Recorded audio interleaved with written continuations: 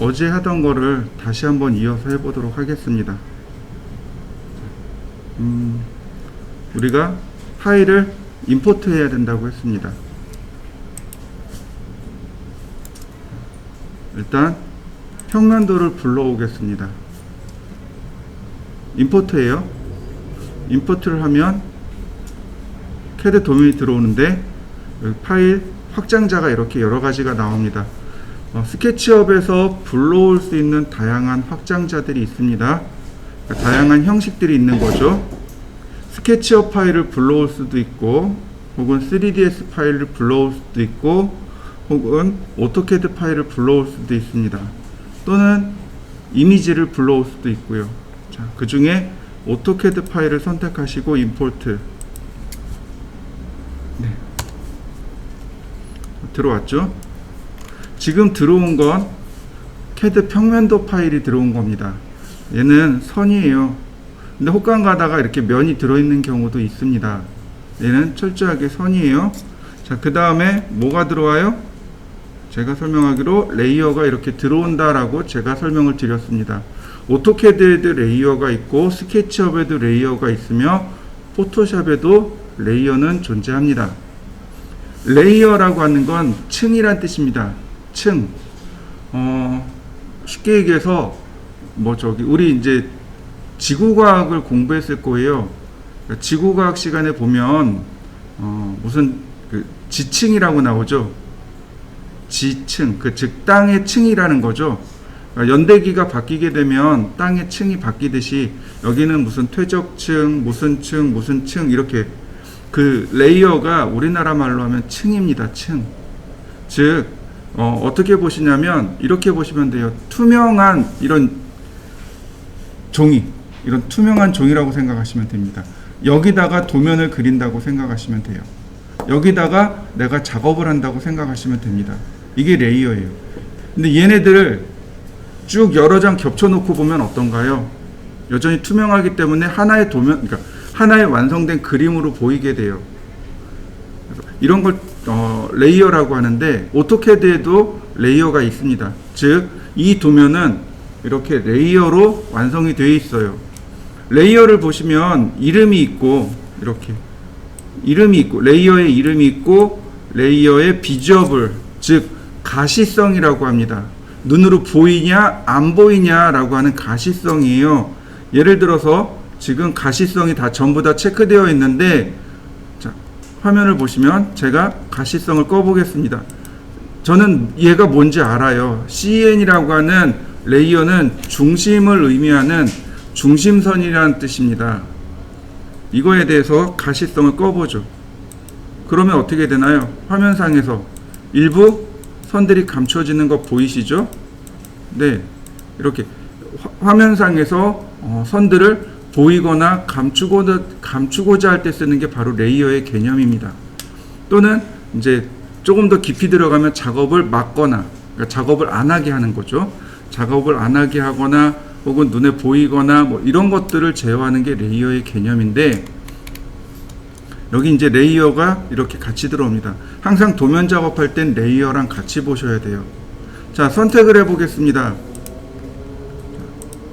이거 항상 익스플로드 하셔야 됩니다. 오른쪽 버튼 눌러서 분해하셔야 돼요. 자, 지금 얘는 이미 분해가 된 거죠. 익스플로드. 자, 이때 여기 빈 공간을 클릭하면 어떻게 될까요? 여기에는 이 빈 공간을 클릭하면 전혀 작업이 안 되는 거죠. 왜 안 되냐면 얘는 선이거든요. 선만 들어온 거예요. 그러니까 선을 클릭하셔야 됩니다. 커서를 선에다 놓고 오른쪽 버튼 눌러서, 자, 이제 분해했죠. 아까 분해하고, 그 다음에 선택을 해제한 다음에 필요 없는 선들은 전부 삭제합니다. 자, 선택할 때도 마찬가지예요. 빈 공간에서 오른쪽으로 드래그하면, 이건 포함 선택이라고 했습니다. 빈 공간을 클릭하고 왼쪽으로 드래그하면 이건 걸침 선택이라고 했습니다. 이건 오토캐드 똑같이 있는 개념입니다. 오토캐드에도 바로 이런 개념들이 존재합니다. 필요 없는 선들을 빨리 지우면 되겠죠. 이렇게요. 그러면 자, 여기 확대해 놓고 보면 여기도 필요 없는 선들이 있단 말이죠. 이렇게 뭐 이렇게 다 지워도 좋고, 얘네들 사실 필요 없거든요. 근데 여기서 감추어도 돼요. 보시면 이런 해치 같은 거, 이게 이제 의미들이 있는데, 해치 같은 거 이렇게 해치도 감출 수 있고, 자, 필요 없는 부분들을 적당히 선정리를 합니다. 문자, 네, 감추었습니다. 지금 보시면 몇 개의 선이 감추어지는 게 보일 거예요. 그 다음에 얘네들을 전부 선택한 다음, 같이 선택한 다음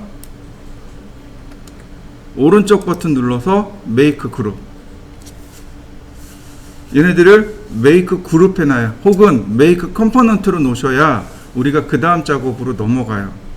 무슨 얘기냐면, 그룹을 만든다는 얘기는 도형을 따로따로 분리한다라는 뜻으로 받아들이시면 돼요. 그룹이라는 건 묶음이란 뜻이죠. 하나의 묶음으로 만들어 놓는다는 뜻입니다. 선을 묶음으로 만들어서 내가 다른 선을 여기다 그렸을 때 서로 방해받지 않고 내가 새로운 작업을 할 수 있도록 만들어주는 것, 그게 이제 그룹의 역할입니다. 그 컴포넌트는 동일한 객체들이 여러 개 나올 때 쓰는 거라 그랬고, 메이크 그룹은, 그러니까 그룹은 그냥 독자적으로 움직일 때 쓰는 게 그룹이에요. 얘는 그룹을 놓으시면 돼요. 그러면 이렇게 그룹으로 하나 들어옵니다. 이렇게 냅두시면 돼요. 그 다음 파일, 임포트, 그 다음 전개도면을 불러옵니다. 전개도면이 동서남북 4개가 나와야 정상입니다. 임포트, 그러면 얘는 2개만 나오네요. 왜 2개냐면, 이쪽에서 바라본 것과 이쪽에서 바라본 것만 그린 겁니다. 이쪽 면은 솔직히 그릴 거 없거든요. 아무것도 없어요. 그냥 민벽체니까, 민벽이니까 여긴 그릴 거 없어요. 그래서 이렇게 앞 2군데서만 바라본 걸 불러다 놨고요. 마찬가지입니다. 얘도 임포트 된 도면들은 전부 그룹으로 묶여 있습니다. 그룹을 깨야 돼요. 오른쪽 버튼 눌러서 익스플로드, 그 다음 필요 없는 선들은 과감하게 삭제.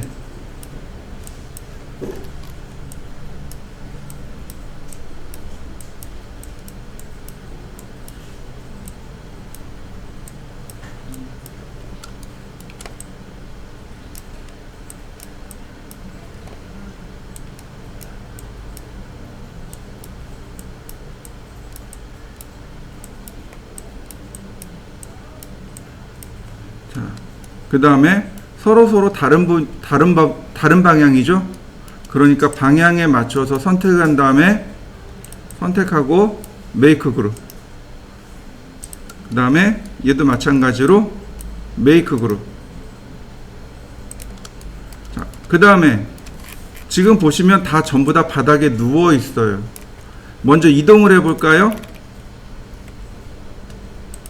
얘는 대략 여기쯤, 그리고 얘는 여기겠죠. 서로 바라보는 방향이 이렇습니다. 얘는 여기 면이고 얘는 여기 면이죠. 이때 얘는 여기 면이란 말이죠. 서로 수직으로 되어 있죠. 방향이 안 맞아요. 회전시켜야 됩니다. 로테이트 시켜야 돼요. 자, 로테이트를 시킬 건데 보시면 이렇게 각도계가 나와요. 로테이트를 시킬 때 늘 각도계가 나오는데, 이 방향을 보시면 이 동그란 방향 있죠? 이 방향으로 회전이 된다고 생각하시면 돼요. 만약에 이렇게 놨습니다. 그러면 무슨 의미냐면 선택한 것이 이렇게 회전한다는 뜻이 됩니다. 이렇게 놨습니다. 그러면 이렇게 회전한다는 뜻이에요. 얘는 일단 이렇게 회전해야 돼요. 그러니까 얘가 이쪽 면이 이쪽으로 와야 되겠죠. 이렇게 회전해야 됩니다. 방향이 Z방향이 돼야 되겠죠. 방향을 먼저 지정하고, 원점 지정하고, 그 다음에 기준이 되는 방향, 이렇게 수직으로 올라오시면 안 돼요. 수직으로 가는 게 아니고 이렇게 원점을 내가 지정했으면 해당 지정하는 면 얘와 나란하게 하나를 붙잡아 주셔야 됩니다. 일치를 시켜 주셔야 돼요. 이 상태에서 클릭한 뒤에 움직여 보시면 회전하는 걸 알 수 있습니다. 그 다음에 90도 그러면 내가 원하는 각도로 회전을 시켜 줄 수 있습니다. 자, 얘의 경우 로테이트를 할 겁니다. 자, 화살표를 눌러봅니다. 어느 방향일까요? 현재 이 방향은 얘가 이렇게 돌아가요. 즉 이렇게 간다는 얘기겠죠. 이렇게 회전한다는 얘기예요. 내가 원하는 건 여길 기준으로 이렇게 돌아가야 돼요. 이런 식으로. 그렇다면 이 방향이 되겠네요. 자, 스케치업은 스냅이 자동으로 들어갑니다. 오스냅이라고 해요. 오브젝트 스냅이라고 합니다. 사물이 지닌 어떤 특정한 부위들, 이걸 스냅이라고 합니다. 끝점이라든지 중간점이라든지 혹은 교차점이라든지 원의 중심점 같은 것들을 오스냅이라고 합니다. 오스냅을 이용하시면 돼요. 자동으로 들어갑니다. 갖다 대면 이렇게 엔드포인트 인 그룹이라고 뜨잖아요. 끝점, 그룹의 끝점이란 뜻이겠죠. 만약에 지금 같은 경우는 on 엣지 in 그룹, 그룹의 모서리 란 뜻이 됩니다. 이건 스케치업이 자동으로 찾아줘요. 자, 끝점을 지정하고 방향을 먼저 맞추라고 했습니다. 이렇게 놓으면 수직이잖아요. 면의 방향이. 계산하기 어렵단 말이죠. 즉 이렇게 놓으면 해당 면의 방향, 모서리 방향과 똑같은 방향을 지정해 놓으면 계산하기가 편합니다. 90도. 이렇게 생긴 거죠. 자, 여기도 마찬가지. 선택하고 그 다음에 자, 이 방향은 아니겠죠. 이 방향은 얘는 이렇게 올라가는 거겠죠. 내가 원하는 건 여기를 고정으로 해서 이렇게 돌아가야 되는 거죠. 화살표를 눌러보면 이런 방향인 거죠. 끝 중심점 지정하고 첫 번째 방향 지정하고 그 다음 각도 지정하고 그러면 모양이 이렇게 나옵니다. 하나 이렇게 더 나온 거는 복제된 겁니다. 컨트롤 키 눌러서 그래요. 그러면 그 다음에 이제 뭘 해줘야 돼요? 이동 툴로 맞춰야 됩니다. 아까 얘기했지만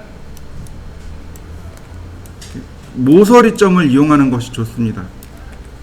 자, 엔드 포인트에서 이렇게 엔드 포인트로.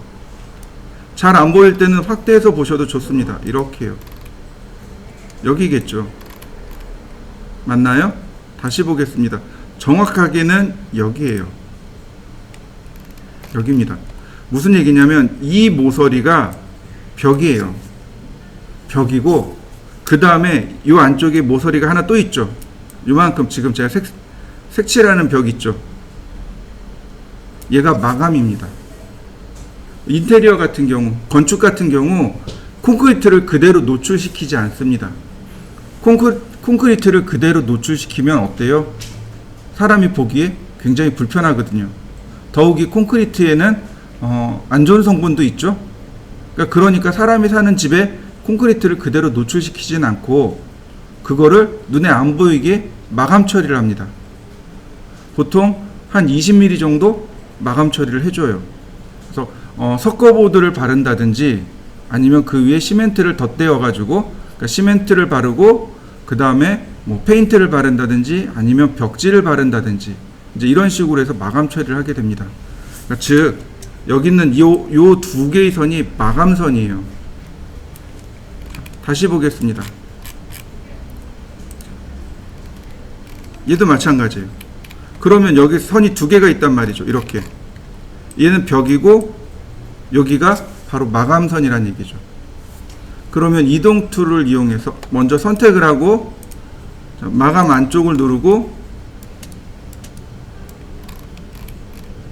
이렇게 마감선을 맞춰주시면 모양이 완성이 됐습니다. 위치를 맞춘 거죠. 이렇게. 그러면 기본 위치가 완성이 됐습니다. 여기서 조금만 더 간다면 뭘 해주냐면 레이어를 만들어서 작업하시는 게 좋습니다. 예를 들어서 여기 더하기 키와 빼기 키가 있죠. 더하기 키를 누르면 이렇게 레이어를 만들 수 있습니다. 빼기 키를 누르면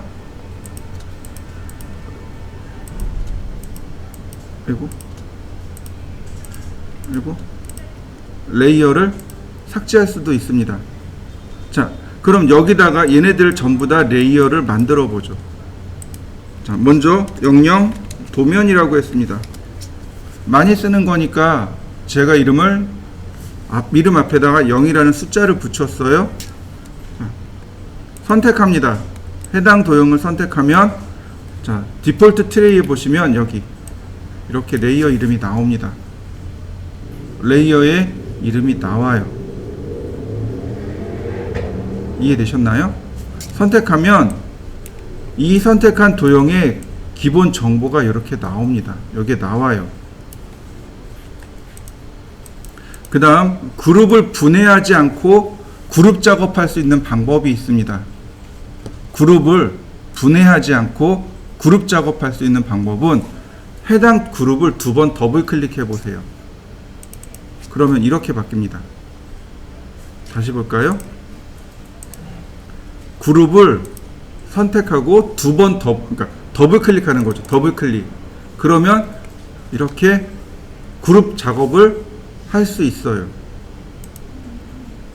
더블 클릭. 그러면 그룹이 오픈이 됩니다. 그룹을 분해한 게 아니고 그룹을 오픈한 거예요. 오픈했다는 얘기는 현재 내가 그룹을 작업하겠습니다. 이런 얘기가 돼요. 다시 보겠습니다. 선택하고 오른쪽 버튼 에디트 그룹 있죠? 선택하고 오른쪽 버튼 에디트 그룹. 그러면 그룹이 오픈이 됩니다. 그룹 편집하기가 돼요.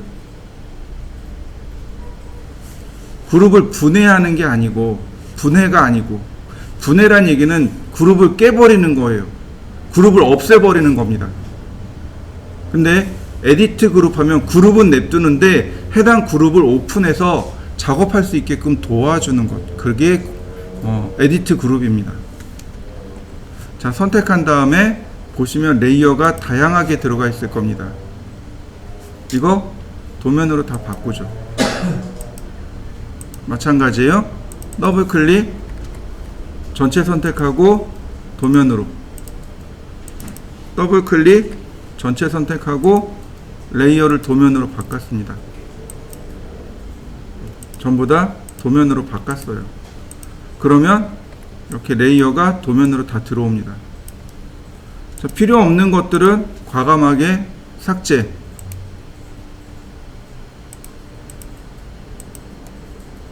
이러면 내가 원하는, 내가 작업하는 내용만 딱 남기고 나머지는 전부 다 삭제할 수 있습니다.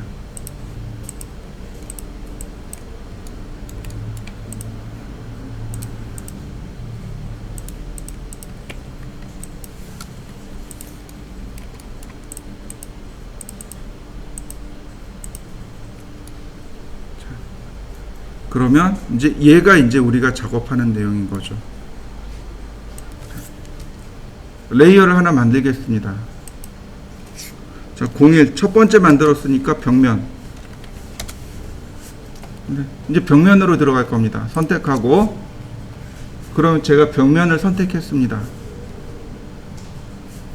선택하는 건 그냥 갖다 누르면 돼요. 자, 선택하면 이렇게 보여요.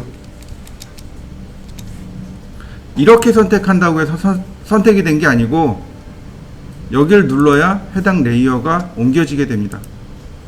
작업 레이어입니다. 이게 작업 레이어예요. 이렇게 놓는다고 해서 레이어가 바뀌는 게 아닙니다. 여기 라디오 상자, 요거 체크박스, 아니 요걸 체크박스라고 하고 요거 라디오 상자라고 하죠. 요거 체크 상자라고 하고 요거 라디오 상자라고 하는데 이렇게 라디오 상자를 눌러야 작업 레이어가 바뀝니다. 작업 레이어를 바꾸고 그리고 벽면을 그리시면 돼요. 이런 식으로.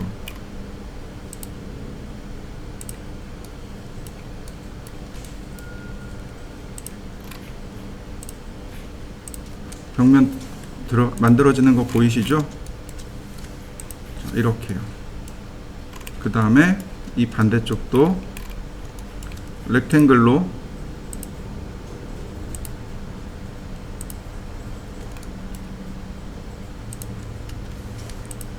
네.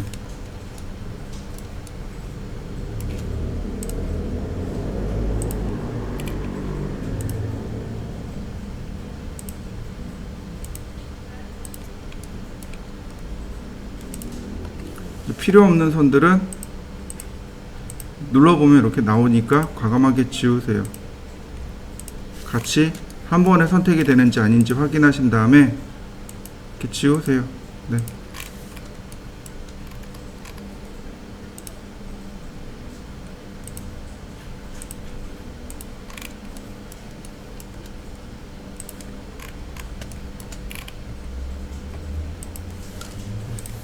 됐죠?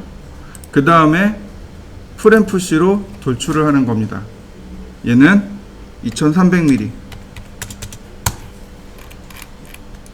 얘도 2300mm, 여기도 2300mm, 이렇게요. 그래야 벽면이 이렇게 올라서겠죠. 그 다음에 여기 보시면 여기가 이제 싱크대죠. 여기서부터 여기까지가 싱크대예요. 높이를 재보자고요. 끝점을 클릭한 다음에 싱크대까지 높이를 클릭하니 954mm가 나왔습니다. 네, 뒤로 돌려서 이거 벽체 뒤쪽이죠. 네. 여기 막아야 됩니다. 그리고 여기도 막아야 돼요. 선 선택하고 그 다음에 아까 954mm였습니다. 누른 다음 954mm 라인을 이레이즈하고 그러면 이렇게 벽체가 완성이 된 걸 알 수 있습니다. 근데 여기만 있느냐? 아니요, 여기도 있잖아요. 이 위에도 있잖아요. 그러니까 똑같이 위쪽에서 한 번 더 작업을 합니다. 렉탱글로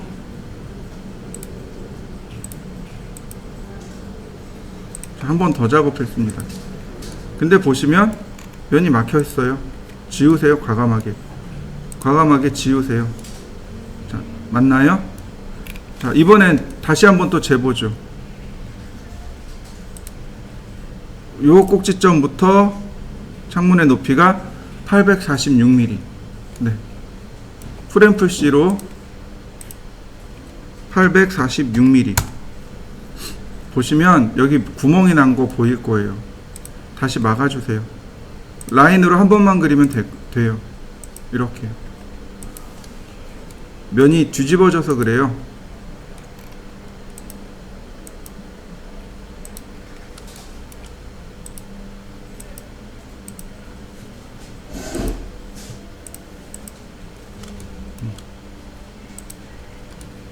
자, 그러면 벽면이 완성이 된 거 보이시나요? 자, 도면을 꺼보자고요. 그러면 뭐만 보여요? 이렇게 벽면만 보이잖아요. 네, 이 선 없어야 되는 선들인 거죠. 없어야 되는 선들이 이제 조금 더 명확하게 보이는 거죠. 우린 이것만 있으면 돼요. 여기가 이제 창문이 만들어질 자리란 말이죠. 자, 여기 구멍이 났네요. 여기도 똑같이 면을 닫으면 돼요.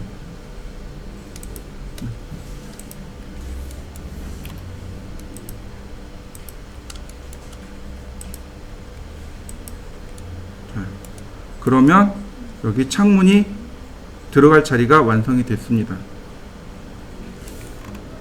그 다음 이제 여기도 만들어야죠. 이번엔 다른 방법으로 만들죠. 보시면 여기가 창문이잖아요. 그러면 이 위쪽에 렉탱 여기서부터 여기까지 면이죠. 이렇게 면이 있는 거죠. 자, 풀앤푸시로 닫으면 됩니다. 이렇게요. 풀앤푸시로 닫아주세요. 쭉 나오면 네, 닫혀지는 거죠. 자, 다시 보세요. 얘가 선이 이렇게 있어야, 선이 이렇게 있어야 풀MFC로 이만큼 더 나오겠죠. 그 다음 마찬가지, 이쪽도 마찬가지겠죠. 라인을 이용해서 하나 그려주세요. 그럼 풀MFC로, 자, 나머지 풀MFC로, 그러면 모양이 완성이 된 거죠.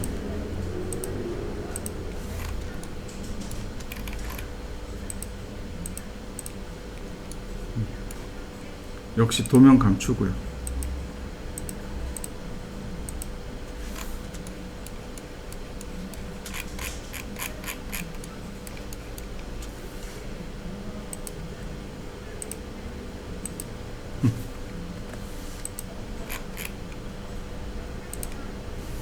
자, 그러면 이렇게 바닥면과 바닥면을 제외한 벽면이 완성이 됐죠. 트리플 클릭합니다. 트리플 클릭하고 오른쪽 버튼 눌러서 메이크 그룹, 벽면만 저장하는 거죠. 네, 이렇게요. 그럼 벽면을 나중에 감추면 다시 도면만 볼 수 있겠죠. 여기 이제 창문 작업을 해야 돼요. 창문 작업은 일단 여기까지 하시고 창문 작업을 조금 이따 해보도록 하죠. 자, 컴퍼스를 생각하시면 되는데, 컴퍼스가 어떻게 돼요? 자, 이렇게 중간에 축이 이렇게 올라가 있죠. 그 다음에 이렇게 삼각형이죠. 그리고 이렇게 회전하죠. 맞나요? 네, 얘가 축의 방향입니다. 이거요, 어떻게 보시냐면 오른손으로 보시면 됩니다. 오른손 엄지손가락을 펴고 이렇게 감싸주시면 돼요. 이렇게 감싸주면 됩니다. 이 엄지손가락이 축이에요. 중심입니다. 그리고 방향이에요. 그러면 이렇게 돌아가는 거죠. 그러니까 엄지손가락의 방향이 여기, 나머지 4개의 손가락의 방향이 이렇게. 그러니까 이렇게 돌아가는 게 플러스의 방향이다 라고 보시면 됩니다. 기본적으로 스케치업은 잘 모르겠는데 오토캐드나 뭐 나머지 다 마찬가지예요. 반시계 방향이 기준입니다. 그러니까 얘도 반시계 방향을 기준으로 삼습니다. 이렇게 돌아가요. 오른손 엄지손가락이 축의 방향입니다. 다시 볼까요? 자, 이렇게 놨습니다. 그럼 어떻게 돼요?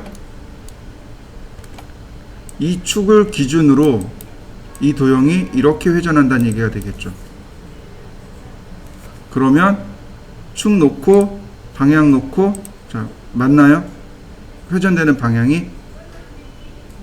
다시 볼까요? 화살표 바꿨습니다. 이 X축을 기준으로 이렇게 돌아갑니다. 자, 클릭하고, 자, 맞나요? 자, Y축을 기준으로, 그러면 이렇게 돌아가요. XYZ가 이렇게 만들어집니다. 이게 원래 의미는 이래요. 그런데 조금 더 쉽게 쓰는 방향은 바로 여기 나와 있는 이 프로텍터, 이 원 있죠? 이 원이 방향으로, 이 원의 방향으로 회전한다라고 보시면 됩니다. 저는 그리고 이제 그 사이에 천정과 벽체를 만들어 놨습니다. 레이어 하나 만들고 바닥과 천정을 만들었습니다. 이거는 감추면 돼요. 자, 이 상태에서 누굴 만들면 돼요? 자, 창문을 만들면 되겠죠. 자, 역시 마찬가지로 레이어를 하나 만듭니다. 03 창문. 근데 창문은 구성을 잘 보셔야 돼요. 창틀이 있습니다. 창틀이 있어요. 그리고 창문이 있습니다. 그 다음에 그 안에 유리가 있습니다. 이해되셨나요? 다시 볼까요? 우리가 그리는 창에는 우리가 흔히 이거 창문이야 라고 얘기하잖아요. 창틀이라는 것이 존재합니다. 그래서 창문을 붙잡아주는 틀, 창틀이 있고요. 그 다음에 창문이 2개, 혹은 3개, 혹은 4개가 존재합니다. 그리고 그 창문 안에 유리가 들어가겠죠. 창틀의 크기는 요 높이는 보통 45mm 줘요. 보통 45mm고 이 깊이가 조금 달라요. 두께가 달라요. 어떤 데는 80 주는 데도 있고 어디는 120 주는 데도 있고 어디는 150 주는 데도 있습니다. 저희는 120 줄 겁니다. 120이요. 창틀의 두께는 120을 줄 거고 이 문이 있죠. 창문의 두께는 40mm 줄 겁니다. 창문은 40mm 줄 거예요. 자, 보세요. 화면을 자꾸 움직여 보셔야 됩니다. 화면을 자꾸 움직이셔야 돼요. 자, 렉탱글.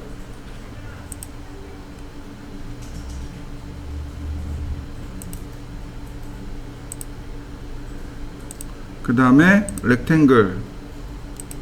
그럼 이 가운데 여기는 삭제해도 됩니다. 이렇게 지웠어요. 왜냐하면 구멍 나 있잖아요, 가운데에.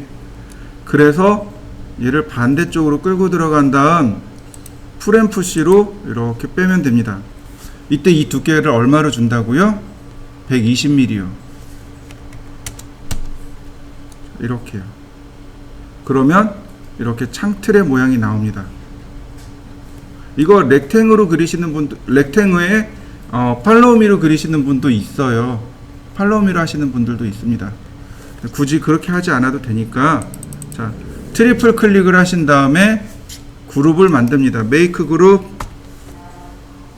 그러면 창틀은 완성이 됐습니다. 이번엔 이제 창문을 만들 거예요. 자, 여기까지 하죠. 창문은 40mm 줄 겁니다. 렉탱글. 다시 또 렉탱글. 그 다음에 가운데 삭제. 그 다음에 두께를 얼마로 주라고요? 40mm요. 그러면 됩니다. 마찬가지로 트리플 클릭하고 오른쪽 버튼 메이크 그룹. 그러면 창문은 완성이 됐습니다. 그리고 이 가운데 유리창을 만들어 넣으시면 돼요. 보통 유리창의 두께는 좀 다양하죠. 3mm부터 해서 요즘은 한 20mm까지 나오더라고요. 복층유리라 그러죠. 유리창 2장 들어가 있고 중간에 그 진공 처리되어 있는 복층유리 같은 경우는 한 24mm까지 나와요. 근데 우리는 이제 그렇게까지 표현할 거 아니고 그냥 눈으로 보이는 것만 할 겁니다. 그러니까 사각형만 그리고 더블 클릭, 트리플 클릭하신 다음에 메이크 그룹. 그러면 창틀 하나, 창문 하나, 유리창 하나. 자, 여기까지 해보시죠. 자, 보시면 이제 각각 이렇게 그룹을 다 만들어 놨어요. 유리, 창문, 창틀. 위치를 맞추셔야 돼요. 이렇게 앞쪽에서 보면 전부 다 일자예요. 같은 자리에서 만들었으니까 일자인데 사실은 얘가 이렇게 속으로 조금씩 들어가 있단 말이죠. 보시면 먼저 유리를 선택하신 다음에 이동 툴로 미드 포인트까지 이렇게 이동해 줍니다. 이렇게 프롬 포인트, 미드 포인트까지 딱 이동해 주시면 이렇게 앞쪽에서 보나 뒤쪽에서 보나 가운데에 이렇게 매달려 있는 걸 알 수 있습니다. 이렇게 만들어 놓고 마찬가지 컨트롤 키를 누르면 더하기 선택이 된다고 했어요. 여러 개 계속 추가 선택이 된다고 했어요. 이 상태에서 오른쪽 버튼 눌러서 메이크 그룹 합니다. 그러면 이렇게 문을 선택하면 유리와 함께 같이 선택이 돼요. 마찬가지. 자, 반드시 뒤에서 보셔야 됩니다. 요점이 이 선의 미드 포인트로 들어와야 됩니다. 중간선으로 들어와야 돼요. 자, 보시면 이렇게요. 요 끝 포인트가 요 라인의 중간선으로 들어오셔야 됩니다. 클릭한 다음에 미드 포인트로 자, 마찬가지예요. 얘도 마찬가지로 하나 더 만들었는데 클릭한 다음에 이렇게 미드 포인트로 들어오게끔 바꿔주시면 됩니다. 그러면 이렇게 창문이 이렇게 두 개가 가운데서 이렇게 딱 겹쳐지게 돼요. 그러면 창문의 모양이 완성이 됐습니다. 마찬가지로 다 선택하고 메이크 그룹. 자, 벽체를 띄워 볼까요? 그러면 얘 위치가 정확한 위치는 어디예요? 자, 조금만 안으로 밀어 보자고요. 이동 툴로 밀어 보면 돼요. 이렇게. 바로 여기 끝점이죠.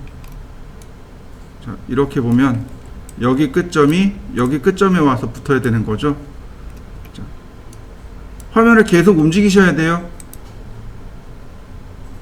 자,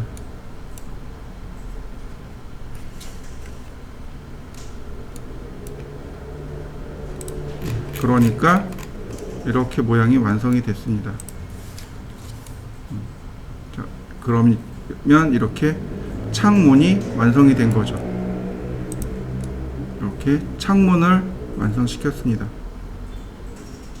바깥에서 본 거, 그 다음에 실내에서 본 것, 이렇게 완성이 되겠죠. 자, 실내에서 본 모양까지 완성을 시켜 보시죠. 여기도 똑같아요. 근데 다만 여기는 창문이 어때요? 두 개가 다르죠. 그러면 귀찮더라도 두 번 작업을 해야 됩니다. 자, 렉탱글 클릭하고 대각선으로 쭉 클릭. 자, 확대를 잘 해야 됩니다. 네, 어느 순간 확대가 안 될 수도 있어요.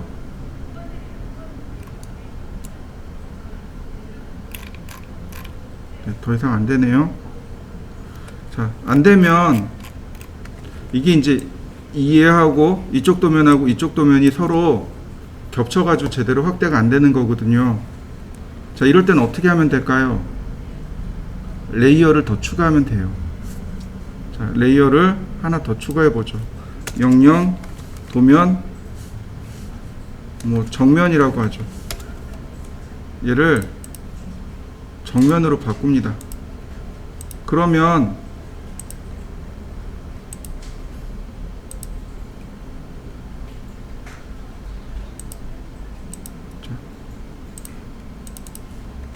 얘가 도면이니까 정면으로. 그러면 얘만 이렇게 남게 돼요. 자, 렉탱. 자, 클릭하고 다시 클릭해서 창 틀만 만드시면 돼요. 이렇게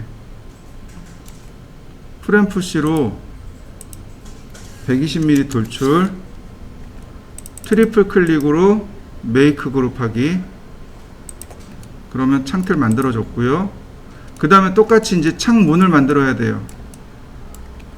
자, 렉탱글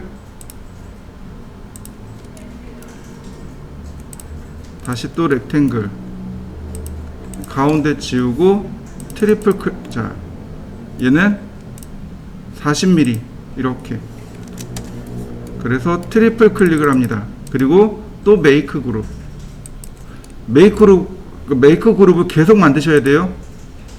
다시 렉탱글로 클릭. 트리플 클릭한 다음 메이크 그룹. 반대쪽에서 보겠습니다. 얘의 위치가 미드 포인트까지 쫓아가야 돼요. 이렇게. 그 다음에 두 개 같이 선택하고 메이크 그룹. 그래야 얘가 이렇게 같이 움직이죠. 그 다음 창문을 하나 또 만들 건데 문제는 뭐냐면 여기 감춰져 있단 말이죠. 선이 이렇게까지 올라가야 돼요. 이렇게. 그래서 라인을 하나 더 그려야 됩니다. 그리고 렉탱글 이렇게요.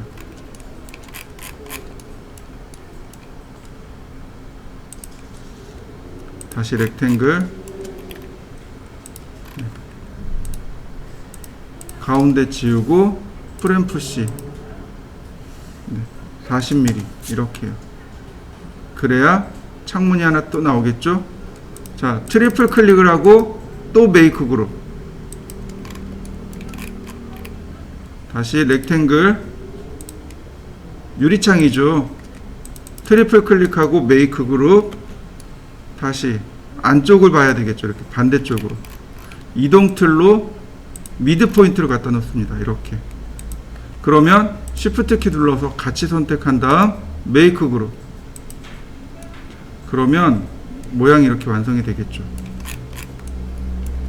자, 얘는 여기 있는 점이 뒤로 와야 됩니다. 중간점으로. 자, 보시면 이렇게 되겠죠. 여기 있는 점이 이렇게 미드 포인트로 와야 됩니다. 그 다음 얘는 반대쪽으로 많이 돌아가네요. 네. 얘는 똑같이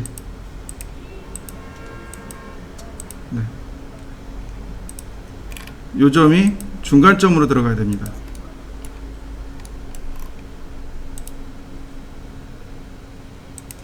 그러면 실제로 이렇게 뒤로 숨어 버립니다.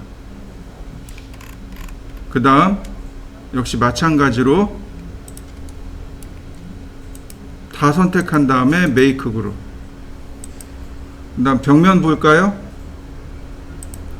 그러면 이 자리가 아니고 얘가 벽면보단 도면으로 보는 게 조금 빠르겠네요. 뒤로 나와야죠. 이만큼 뒤로 나옵니다. 그러면 이렇게 모양이 완성이 됐습니다. 이렇게 생겼네요.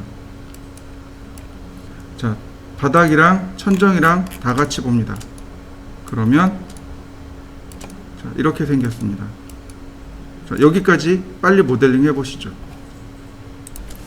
근데 지금 여기가 타일 시공이 들어가야 돼요. 그래서 확인해 봅니다. 도면을 켜놓고 보니까, 자, 클릭해서 여기까지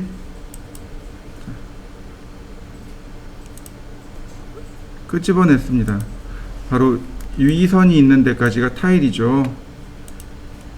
자, 더블 클릭한 다음 선을 나누죠. 여기서부터 여기까지. 자, 선이 나뉜 거 맞습니까?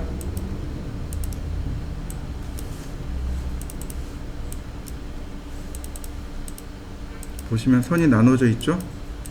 그럼 여기는 이제 타일이 들어갈 자리, 여기는 일반 그러니까 벽체가 들어갈 자리.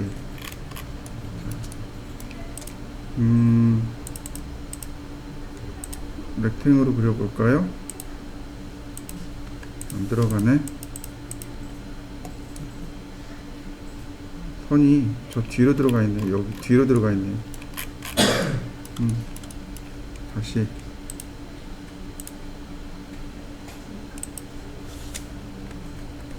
자, 일단 이렇게 놓고요.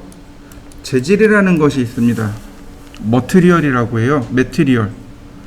여기 보시면 매티리얼이라는 트레이에 보시면 매티리얼이라는 항목이 있습니다. 재질이라는 항목이에요.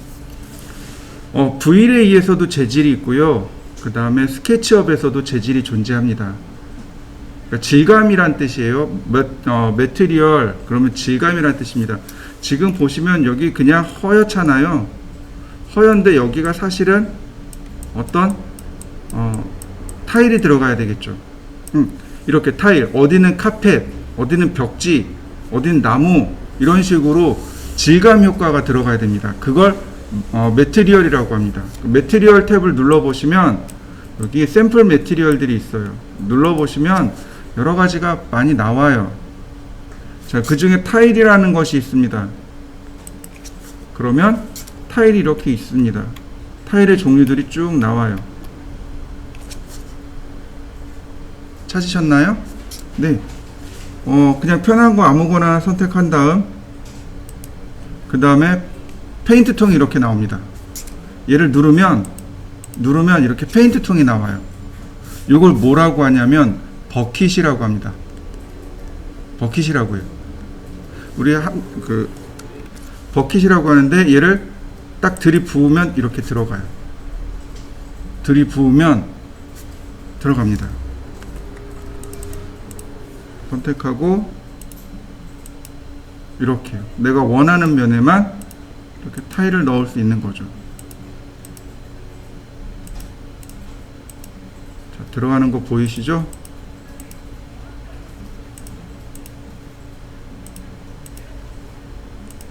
여러 가지 타일들을 이렇게 넣을 수 있습니다. 이런 식으로. 이거는 욕실 타일이죠. 타일 들어간 거 맞습니까? 네. 이렇게 이미지들 이렇게 넣어줄 수 있어요. 이게 이제 질감 효과입니다. 재질을 주는 방법이에요. 이렇게요. 그럼 여기는 뭘 주면 될까요? 여기를 기준으로 했을 때 여기는 일반 벽이잖아요.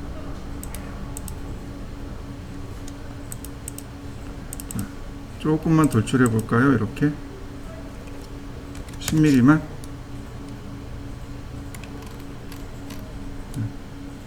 자, 돌출된 거 맞죠? 그 다음 여기다가는 일반 벽지를 줘보죠. 벽지가 뭐 어디 있을까요? 네. 얘는 윈도우 창문이고, 컬러, 글래스, 랜드스케이프, 뭐 패턴 여기 있네요. 패턴. 이거 가지고는 안 되겠다.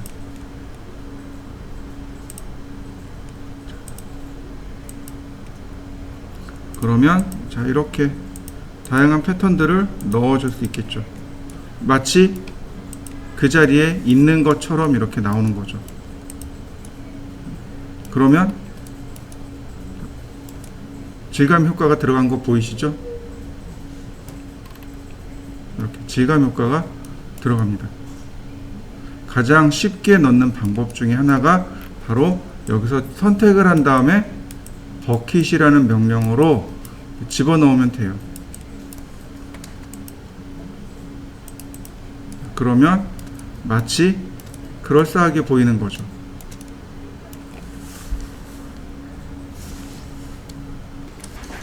윈도우 메뉴에 가시면 3D 웨어하우스가 있어요. 스케치업의 가장 큰 장점이라고 볼 수 있습니다. 3D 웨어하우스. 얘를 누르면 뭔가 이렇게 실행되어집니다. 창이 하나 뜰 거예요. 트림블이라고 하는 사이트에서 운영하는 건데, 로그인을 하셔야 됩니다. 로그인을 하셔야 돼요. 크리에이터 어카운트가 회원가입이고요. 사인인은 로그인이란 뜻입니다. 근데 여기서 회원가입이 안 돼요. 얘가 조금 문제가 있어서 여기서 회원가입이 안 돼요. 그럼 어떻게 하느냐면 크롬에서 혹은 인터넷 브라우저 있죠. 인터넷 브라우저에서 회원가입을 하세요. 첫 번째로 회원가입을 하고 그 다음에 로그인하면 안 돼요. 안 돼요. 어떻게 하시냐면 두 번째로 비밀번호 바꾸기를 하세요. 그러면 회원가입할 때 이메일로 비밀번호가 와요. 그때 비밀번호를 바꾸면 여기서 로그인이 돼요. 다시 한번 설명할게요. 여기서 크리에이터 어카운트로 로그인을, 그러니까 계정을 만드시면 뭐 비밀번호, 그러니까 여기 이제 이메일하고 몇 가지 들어가는 게 있어요. 해당 이메일로 뭐 승인도 나고 뭐도 하고 그래요. 근데 그거 가지고 로그인하면 로그인이 안 돼요. 어떻게 해야 되냐면 일단 첫 번째로는 계정을 만드시고 그 다음에 두 번째로 비밀번호 다시 만들기를 하셔야 돼요. 비밀번호 찾기라든지 비밀번호 다시 만들기를 하셔가지고 이메일로 비밀번호, 임시 비밀번호를 받으세요. 그리고 그걸로 로그인 하시고 그 다음 비밀번호 바꿔버리면 여기서 로그인이 됩니다. 이 사이트는 비밀번호를 만들 때 첫 번째 글자는 대문자로 무조건 만드셔야 돼요. 첫 번째 글자는 무조건 대문자이어야 돼요. 그리고 중간에 특수문자 하나 들어가야 되는 걸로 제가 기억을 하고 있어요. 장점이 뭐냐면, 이게 뭐냐면, 예를 들어서 우리가 지금 여기에 뭘 만들어야 돼요? 테이블도 만들어야 되고, 싱크대도 만들어야 되고, 냉장고도 넣어야 되고, 상부장도 넣어야 되죠. 네. 여기서 검색하시면 돼요. 테이블 검색했더니, 자, 테이블이 이렇게 나오네요. 요거 넣으면 되겠네요. 테이블 샵 25번. 테이블 샵 18번도 있고, 14번도 있고, 13번도 있고, 이쁜 거 많네요. 자, 25번 눌러보겠습니다. 그럼 여기에 뭐가 떠요? 다운로드라고 있죠. 다운로드를 누르시면, 자, 메시지가 뜹니다. Load this directly into your SketchUp model. 바로 스케치업 모델로 넣으시겠습니까? 라는 뜻이에요. 네.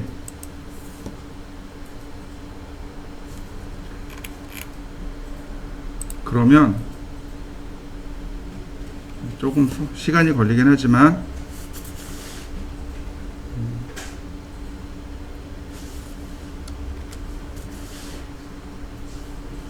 조금만 기다려보면 해당 모델이 들어옵니다. 좀만 기다려보죠.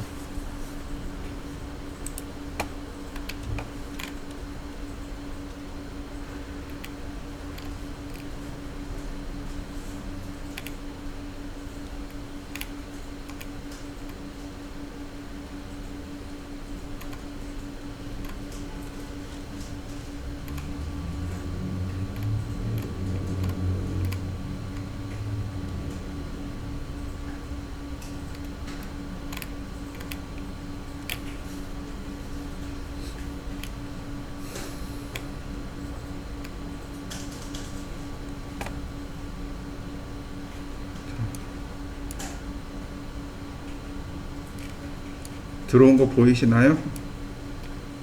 자료가 이렇게 들어와요. 자, Z축을 기준으로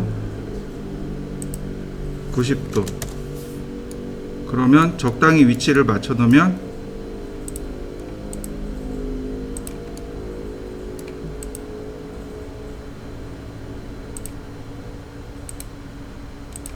네. 그러면 첫 번째 모델은 끝났습니다. 그러면 어때요? 어려운 모델링을 굳이 내가 하지 않더라도 금방 갖다 놓을 수 있는 거죠. 스케치업의 장점은요, 스케치업 유저가 자기가 모델링한 것들을 웨어하우스에다 전부 다 공유를 한다는 사실입니다. 공유를 할 수 있고 심지어 판매도 할 수 있어요. 그래서 어떤 자료들은 유료이고요, 어떤 자료는 무료이기도 합니다. 웨어하우스에서 그래서 검색을 하는 거예요. 여기서 검색하는 겁니다. 그럼 나한테 필요한 자료들을 쉽고 빠르게 가져올 수 있는 거죠. 파일 메뉴에 보시면 어떤 기능이 있냐면 익스포트라는 기능이 있습니다. 파일 메뉴에 익스포트에 보시면 2D 그래픽이라는 이미지 메뉴가 있습니다. 즉 화면을, 지금 있는 이 화면을 고스란히 사진을 찍어서 내보내는 것, 그게 2D 그래픽 명령어입니다. 그러면 이렇게 인쇄가 돼서 나갑니다. 화면을 고스란히 이렇게 찍어서 나가게 돼요.